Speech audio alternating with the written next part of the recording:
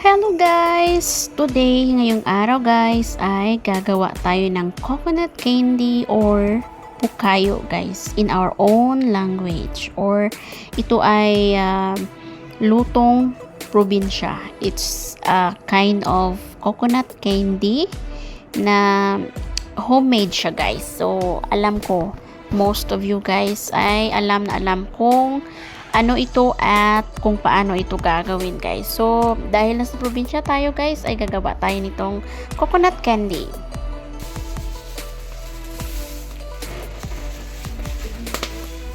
Ako niya sa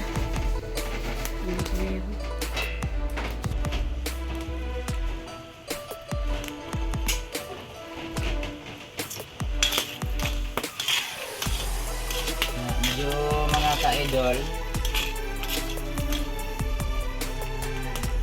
ilunod ka na ang aton nga gindas pangalubi tungod nga medyo may edad-edad na do gulang-gulang ni gurugwa sa ako. Nilunod sa mga ka-idol para nga malakda sa upod sa kalamay.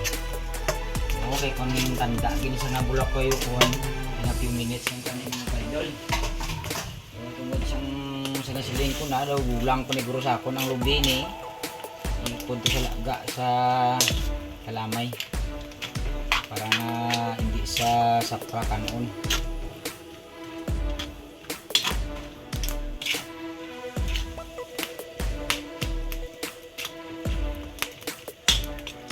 Okay, ibang kisa na yung mga ka-idol para nga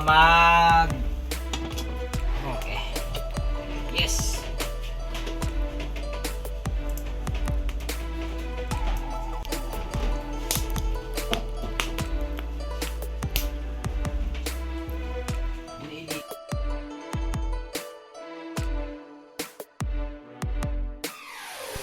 Para sa mga malakga sa kayo, lang sa kabay. Kung hindi siya ma-indrama na sa laga sa prani sa kantong pula alot ng bulit sa tinsang kalamay o dilaw. Oh. Dilaw ang lubi.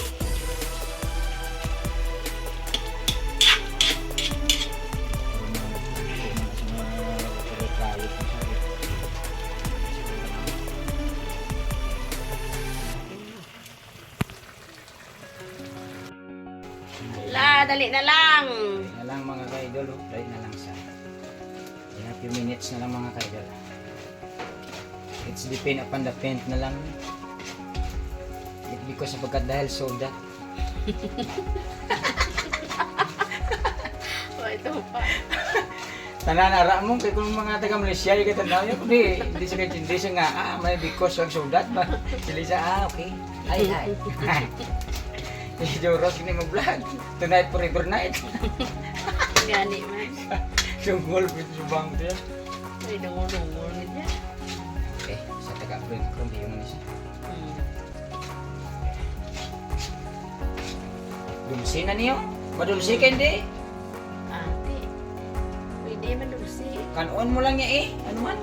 Sige na lang, acting bata lang to. Ko yung na tanah. Tara dulce na niya sa dulce yung tanah siya. Kung malahon mo sa subukayo.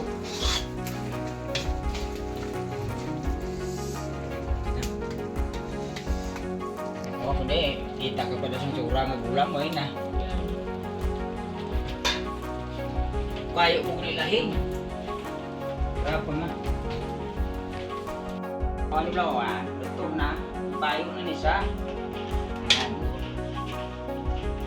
Payo na. Oh. Then, paunta na ni sa. Kagi utang di. Okay. Then, medyo kaya na ginagmay. Then, i-start na siya mga tayo.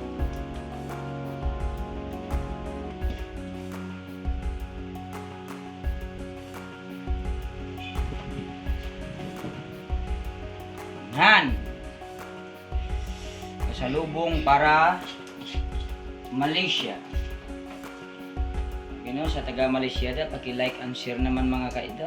Ayan na nga guys, at atin na siyang inilagay. So, lagay na natin ng mga nakabilog guys. Depende sa laki guys na gusto nyo.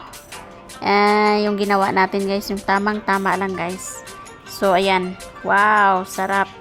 At saka dapat mabilisan guys yung pagkalagay ng ating candy. Ang sarap, ang sarap, ang sarap, sarap, sarap. Tao ko ng bilog ng yun. Yun ah. And guys, oh, sobrang dami na yan guys yung ating nagawa. Wala ko mga ka-idol si Manang content ko sa mga lang sini. Wala pa sa kapuli. Wala magpuli sa lutuan ko siya. So, ari na mga ka-idol ang request ng ating isa ka top fan followers.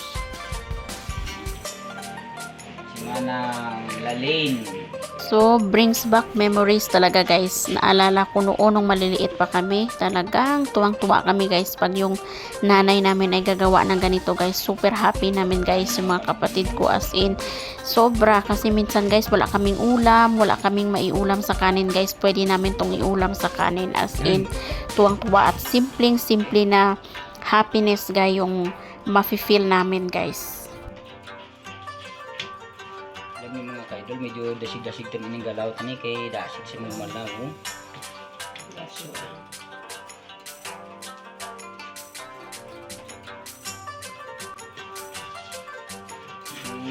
Ini sa o, ibalik ko lang sa ay yung mga malaw. Sa kay malana.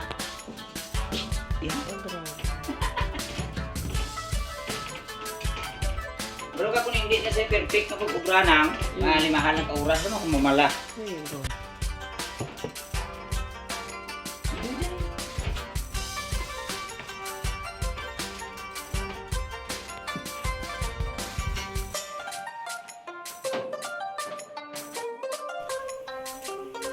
Second batch.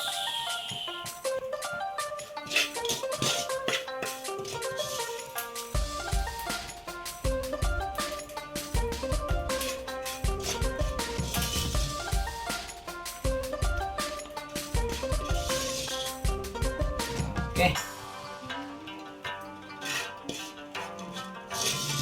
Okay, thank you so much to watch. At ito na nga guys ang finished products ng ating coconut candy or yung ating bukayo guys. So, hayaan lang natin siya guys. Actually, mabilis siyang matuyo at magtigas guys. Or titigas. So, hintayin natin na pag tumigas na siya guys, masarap siyang kainin, as in super duper sarap. Okay na mga ka-idol oh. Sinasiling ko na oh. In a few minutes na iya oh. Pwede na makain. Oh. Ayun na, bigunta na nato siya kay parang mabutangan doon mo sa kurong.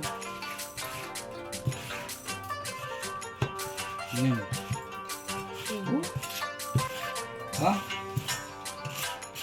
Ayun.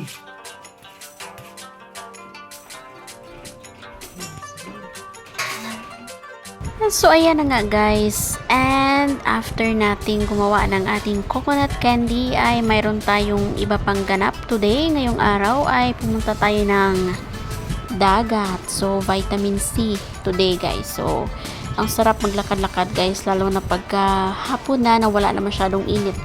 Lalo na ngayon guys, sa panahon ngayon na super duper ang init sa Pilipinas. So, ayan. At punta kami ng dagat guys today at maglakad-lakad at nag-celebrate ng birthday na rin ng aking friendship. So ayan guys, so ayan, hinintay natin yung sunset guys.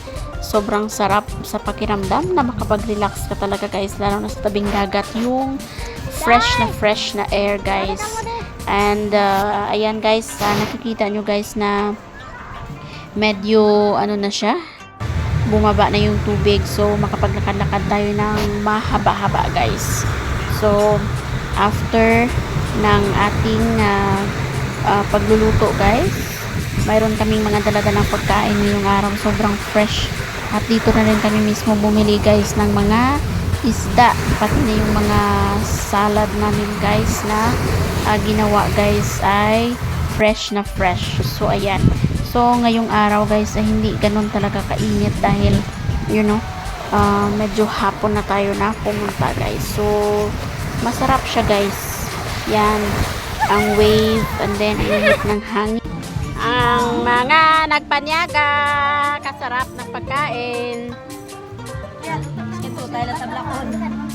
Wah, di dito spiyak na, di buto spiyak, lakat na.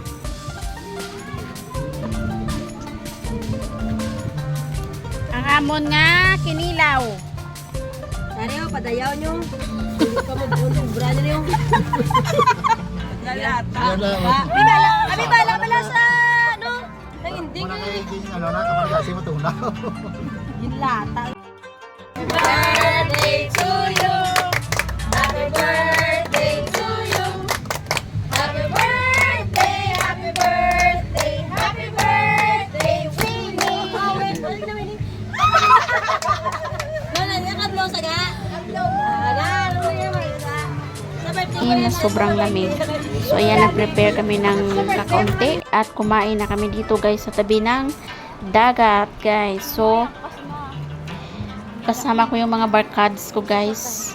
Yun, nag-celebrate kami ng birthday, and then gumawa kami ng salad, gumawa kami ng fresh na yung fish na tawag dito, yung salad guys, yung tinatawag nila sa Ilonggo na yung kinilaw na isda. So fresh na fresh siya guys. Ayan. So ayan na nga mga kaibigan at kapatid. So once in a while lang tayo guys makakagala nito guys pag nasa Pinas tayo.